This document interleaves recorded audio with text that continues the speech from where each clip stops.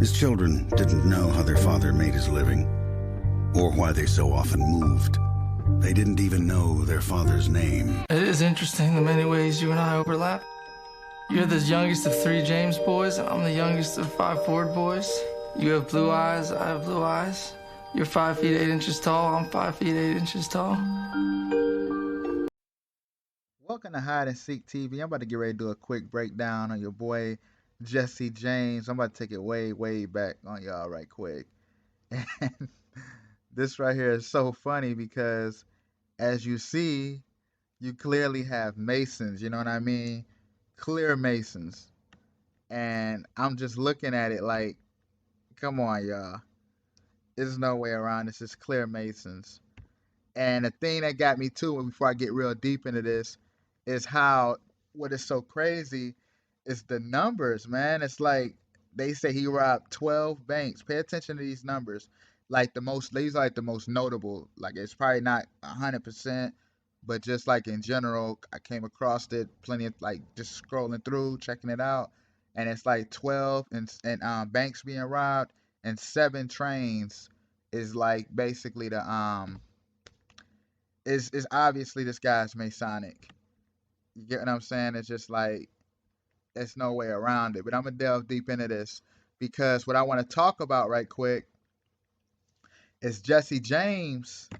He was actually famous at that time. Remember, like for all they said, all of the robberies and robbing the stage coaches and all of that. He was very famous at that time, and it's a lot of symbolism. Cause you remember they called him the Robin Hood. And when you know about the story of Robin Hood, he robbed from the rich and give to the poor.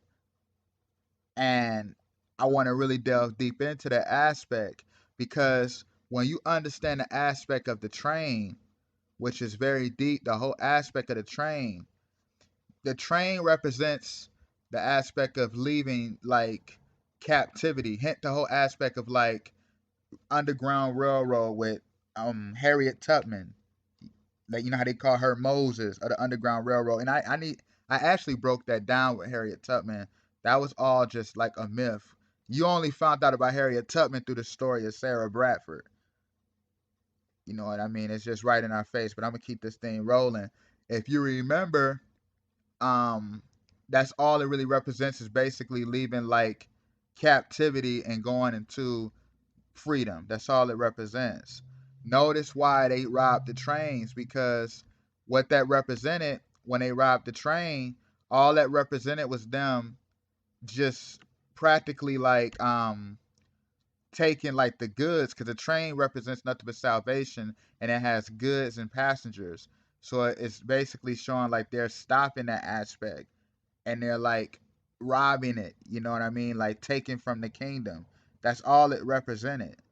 All of these stories that they give us is deep because notice that it was during a time of civil war. And I'm thinking of that like aspect of civil war. It just makes you think like Exodus. Hint the whole aspect of the trains. And you already know about the aspect of like the civil war between in the scriptures, the Most High and Pharaoh. I'm just gonna say it like that. You know what I mean? Like on a basic level. But just pay attention to this because it's so deep. Like I'm looking at this, how he had all this fame, and it was he had the crew. It was him and like the names too, which got me going. It's the Confederates, Bloody Bill. And remember, I've been talking about like the name William in general. William literally don't mean nothing but the will of I am. Remember, I've been talking about that all the time. You can check out my Kill Bill videos. I talk about this a lot. But William basically just means the will of I am, aka the Most High.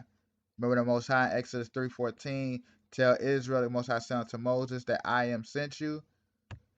Notice that how he had he literally worked alongside William, and he actually worked with another William too, because this one's name was Bloody Bill.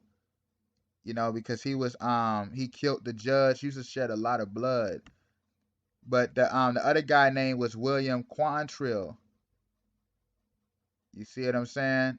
And when you understand that whole aspect of all of this, it just makes you think because pay attention to this, like how they're all practically it's just all like a big story. That's all it is. It's just like a big myth when you really read between the lines, because you got to understand a lot of these stories that they was giving us, a lot of these people were all, it was all just Mason war stories, hero stories. That's all it was. And we've been getting indoctrinated with this throughout time. You know what I'm saying? It's just make you think like, notice why they said that they robbed one of the trains, which was called Rock Island. What is rock? Remember, I've been talking about that, the whole aspect of the Rock Island.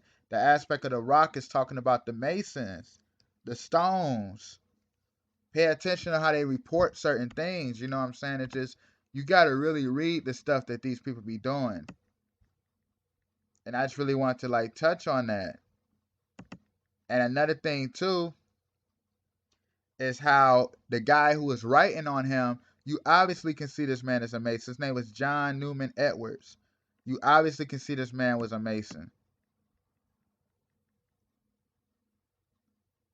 All of them were all just nothing but Masons. And what I want to get deep onto the aspect of the train again, hint the whole aspect of the soul train. You see where I'm about to take this? Hint the aspect of the soul train.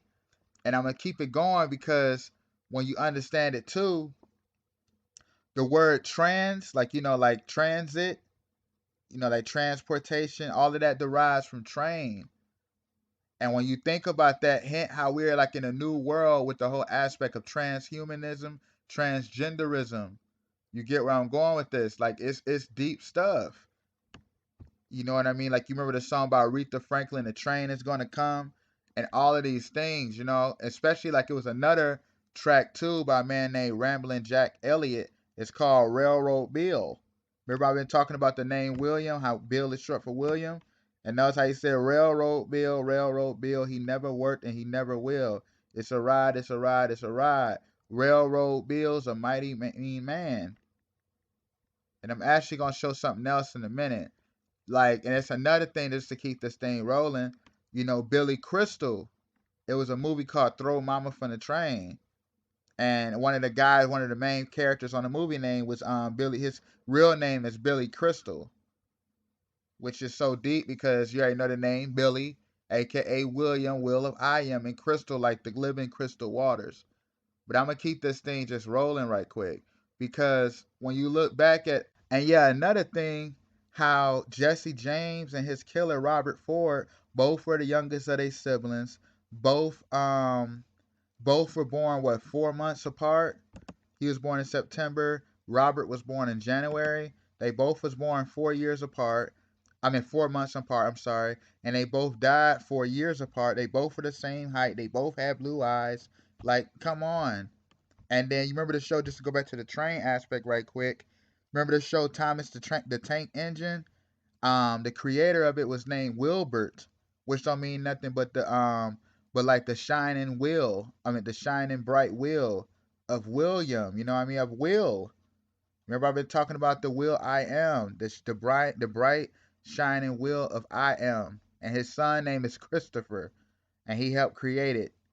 Hint that Reverend Wilbert and his son Christopher, aka Christ, Christian. You get what I'm saying? Like, pay attention to these codes, man. Like, this stuff is crazy.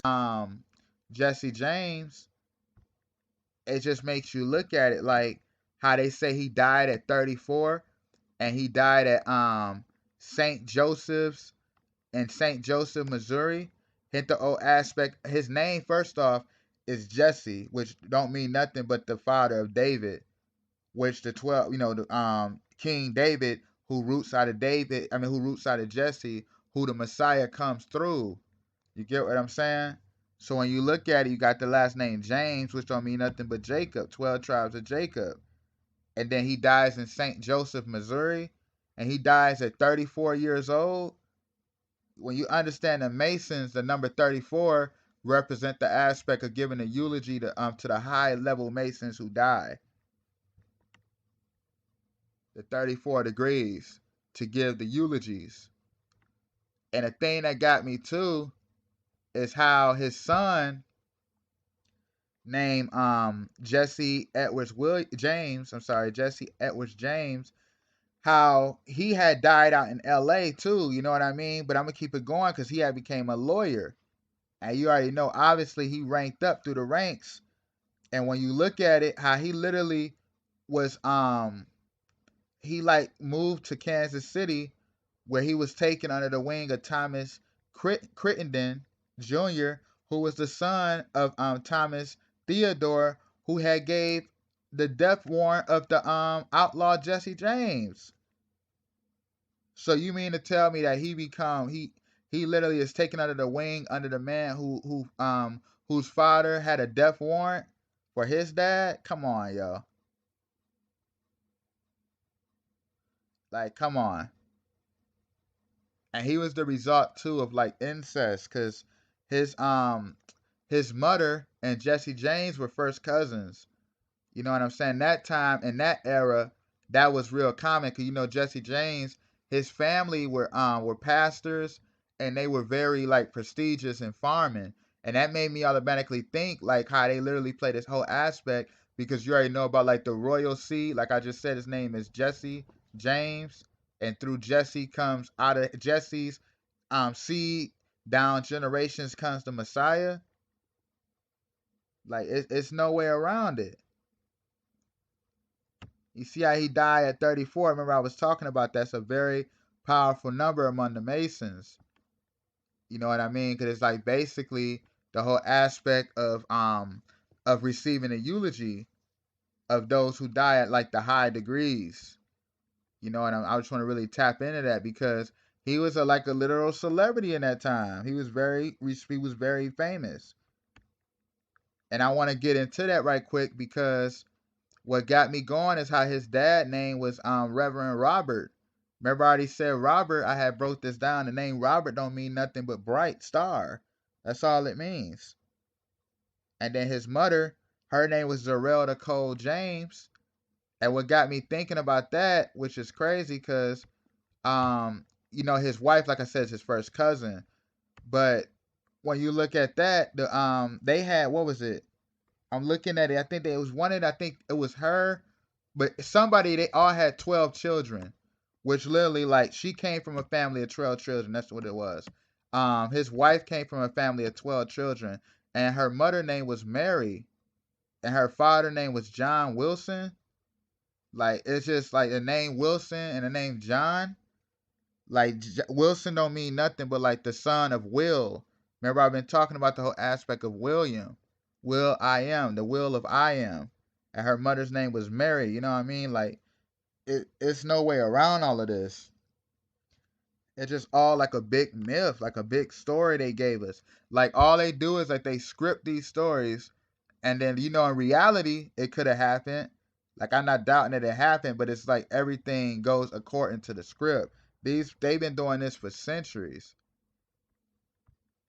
And when you look at it too, how his mother and her had the same name, you know, like I said, though, that was his first cousin. But like, it just make you think, because another thing though, what tripped me out is how his mother, her name was Zerelda Elizabeth Cole James Samuel. And then how the guy that he was running with and the younger brothers, when they used to do robbing, when they used to rob the stagecoaches and everything, his name was Cole. So it just makes you think, like, it's just like, wow, you know what I'm saying? Like, wow. How everything is literally, like I said, they say he robbed 12 banks, 7 trains. And obviously during that time it was easier because everything was, you know, security levels and everything was different. But I'm actually gonna play the clip, because the guy who killed him, his name was Robert Ford. And like I said, the name Robert means the bright one, and then the name Ford, all Ford means anyway, it's like to cross the path.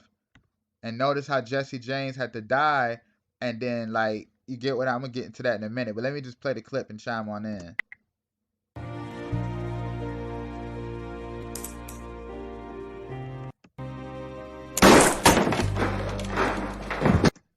They said while he hanging up a picture, he shot him in the back of the head, you know.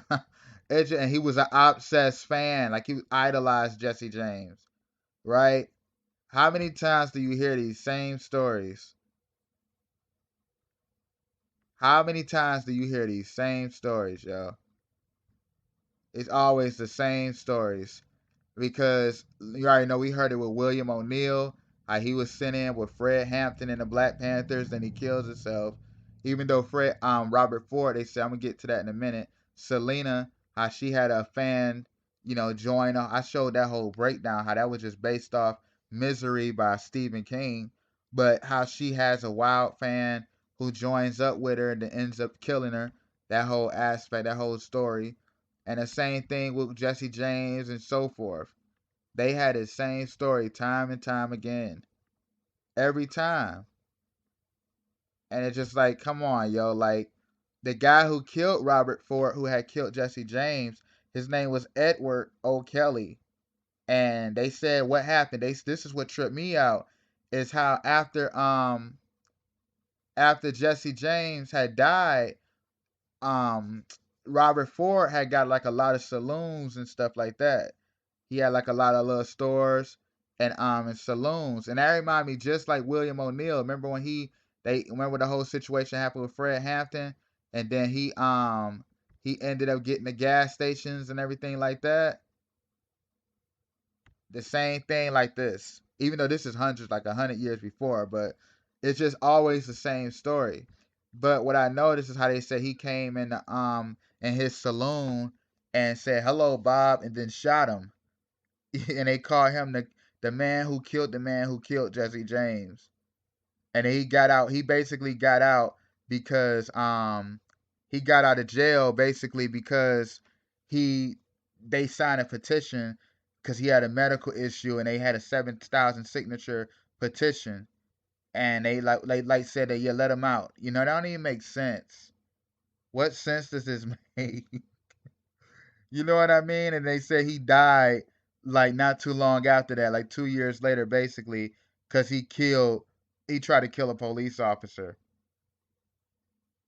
It don't even make sense. It don't even make sense. And the thing that got me too is how Charlie Ford, Robert and Charlie Ford, who was basically the ones running with Jesse James, they had got pardoned because the railroad companies paid out the reward after killing Jesse James. And they were the ones helping him rob the train. So what sense does this stuff make? It don't even make sense. It's just all just like a big myth. And all of this was going on during the time of Andrew Johnson too and Ulysses S. Grant during the time of like the protect the blacks' right to vote, hold office and things of that nature, equal protection of laws. Because what they used to do was they sometimes Jesse James and them in that era, they started wearing like the KKK mask and things of that nature. You know what I'm saying? They started wearing KKK masks. And basically what they did was they just like go out and just rob the trains and things of that nature. And they had killed, what was it, like 200 men because like they were abolitionists, people who was trying to free the slaves and things of that nature. And I'm just looking at this, it's just like the whole story is just like, it's just bull crap if you really got logical thinking. And I'm like, you obviously can see these men were Masons. There's just no way around it. There's no way around it, y'all. Like, I just want to really tap in on that. And like I've been saying, how the ones who killed him, name was Robert, which means the bright one, Robert Ford, and Charlie Ford. Charlie literally don't mean nothing but Chuck. Chuck means Charlie for short. And remember, I've been talking about that, like the show Supernatural. Chuck is God, and then Robert Ford, and how that means the bright one, and then like the Ford aspect means to like cross the path. Hence why he had to kill him. And remember, Abraham Lincoln got shot in the back of the head too. So it just make you sit back and think like Abraham Lincoln gets shot in the back of the head and Jesse James gets shot in the back of the head. It's just like, come on, y'all. The same story over and over and over again. You get what I'm saying? And I really just want to touch in on this because it was just like, it was interesting to me how all these years it makes you sit back and think, like, look how much things they've been lying about, yo. Even if it happened for real, it was scripted. It was all scripted. And it just makes you sit back and think. It make you think like during that time when they used to be robbing the banks, and then, you know, as you think about it too, the centralizing America aspect. You get what I mean? To help, you know, up America's security and everything to push us in America into the new world. You know what I mean? When you really pay attention to this stuff, that's all it was like all set up to like push the new world order agenda, the reconstruction. You know. So I'm actually gonna end that right here. Thank you for watching Hide and Seek TV. Much more is coming. Peace.